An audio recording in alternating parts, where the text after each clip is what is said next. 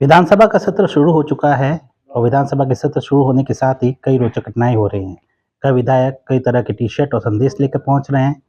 वहीं गोविंद सिंह डोटासरा ने भी अब किरोड़ीलाल मीणा के थ्रू सरकार को घेरने का प्रयास किया है। सभी मुद्दों पर बातचीत करने के लिए हमारे साथ में है संसदीय कार्य मंत्री जोगाराम जी पटेल।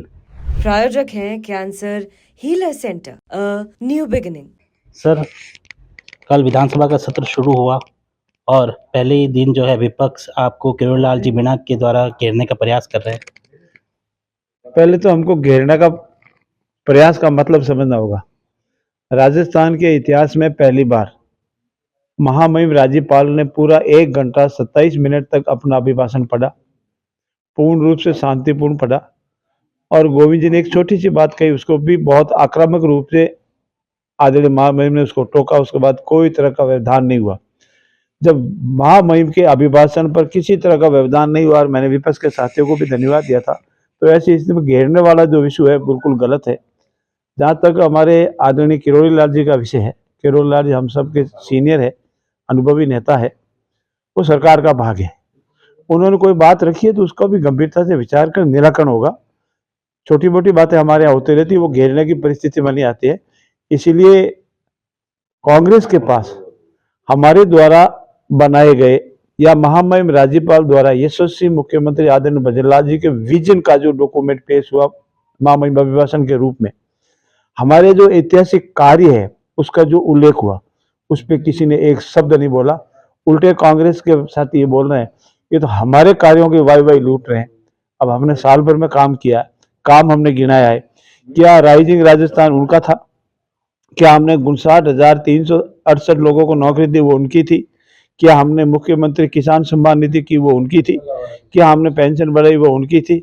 क्या हमने जिलों के लेकर के हो एसआईटी गठन कर माफियाओं के खिलाफ कार्रवाई की, वो उनकी थी? हमारे पूरे साल के अंदर जितनी भी परीक्षा में एक भी पेपर लीक नहीं हुआ, क्या वो उनका था? ऐसी स्थिति में मेरे कांग्रेस के साथियों से निवेदन है, मुद्दों पे आओ, तथ्यों पे आओ, सकारात्मक बात करो और राजस्थान में विकास में विधानसभा के पटल पर तथ्यों के साथ रखो, जिससे राजस्थान का विकास हो सके। ऐसी मेरी उनसे अपेक्षा है। पर सर, किरोड़ीलाल जी मीणा की नाराजगी जो है बढ़ती जा रही है। क्या सरकार की बात नहीं हो पा रही है? क्या कम्युनिकेशन गैप हो रहा है? क्यों नहीं समझा पा रही सरकार उनको? क्योंकि लगातार वे नाराजगी जाहिर करते जा रहे हैं। ऐसी मुझे जानकारी में नहीं है। वो कल भी विधानसभा के सदन में आए थे, सदन के इशारे में कार्रवाई भाग लिया है। पूर्व की कैबिनेट हुई उसमें भी वो पधारे थे, कैबिनेट में भाग लिया। इसलिए मेरी जानकारी में तो विशेष कोई नाराजगी नहीं। सर, आपने जो है कहा कि एसआई भर्ती जो है विचाराधीन है हाई कोर्ट में, इसके बाद में निर्णय होगा।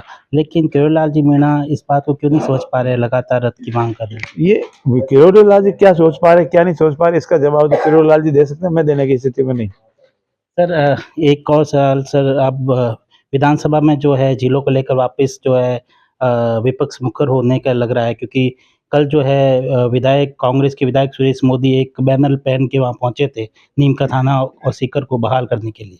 क्या लगता है? देखिए, विधानसभा के अंदर आने पर किसी सड़क पर पोस्टर लगाने से कोई ईंट से ईंट नहीं बजती है, कोई डंका से डंका नहीं बजता है। मैं जानना चाहता हूं कांग्रेस के साथियों से, उन्होंने जो स्टेटमेंट दिया ईंट से ईंट बजा देंगे, डंका से डंका बजा देंगे, कितना समय हो गया? कौन से क्षेत्र में ईंट से ईंट बजी, कौन से क्षेत्र में डंका से डंका बजा है?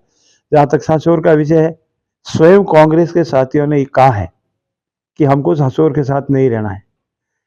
अनेक जिलों में दूधू का मामला है, दूधू के अनेक लोगों ने आकर के मुख्यमंत्री जी को धन्यवाद दिया कि हमारी घर वापसी हुई है। ऐसे अनेक जिलों में। और दूसरा ये विषय चूंकि ये भी न्यायालय में विचाराधीन, और इस संबंध में न्यायालय ने जो टिप्पणी की वो आपको उल्लेख करनी चाहिए। न्यायालय ने कहा है इस तरह से हड़बड़ी में ये रिट याचिका पेश करना ठीक नहीं है। क्या आपने कभी तथ्यात्मक जानकारी दी, रिप्रेजेंटेशन दिया? फिर भी न्यायालय के समक्ष विचाराधीन है, हमने अपना जवाब पेश कर दिया है। अब न्यायालय जो भी सुनकर निर्णय पारित करेगी उसको हम स्वीकार करें। सर, एक और मुद्दा है नरेश मीणा का। इंदिरा मीणा कल एक टी-शर्ट पहन के पहुंची, जिसमें नरेश मीणा मामले में न्यायिक जांच की मांग की। क्योंकि आप विधि कार्य मंत्री हैं, इसलिए आपसे ये सवाल बनता है, क्योंकि प्रताप सिंह खाचरियावास, प्रहलाद कुंजल इस मुद्दे को लगातार उठा रहे हैं। न्यायिक जांच क्या होनी चाहिए? क्या करेंगी सरकार? क्या इस बात को मानेगी? देखिए, इस विषय पर मामला कोर्ट में संज्ञान में है। उनकी जमानत न्यायालय तक खारिज हो चुकी है और जो मामला कोर्ट में विचाराधीन है, न्यायालय में चला गया है, न्यायालय ने जमानत खारिज कर दी है, तो उसके उपरांत उनके पास हैकड़ी झाँकने के अलावा कुछ है ही नहीं। टी शर्ट पे लिख दो जांच कराओ, जांच तो चल ही रही है। अगर जांच में ऐतराज है तो जिससे जांच है उससे जांच करा ले, जांच तो आखिर पुलिस ही करेगी और जांच कर रही है। जांच में जो दोषी होगा उसको सजा मिलेगी, जो निर्दोष होगा उसका कुछ नहीं होने वाला है। ये सिर्फ राजनीतिक उष्टंड है, जिनके पास कोई मुद्दे नहीं है, जिनके पास कोई विजन नहीं है, जिनके राज में कानून व्यवस्था अस्त व्यस्त हो गई थी, जिनके राज में बाजी माफिया पनप गए थे, अब वो हमको शिक्षा दे रहे हैं। मेरा उनसे नम्रता से निवेदन है, कभी अपने गिरेबान में जाकर देखो, फिर हमको सलाह दो। धन्यवाद।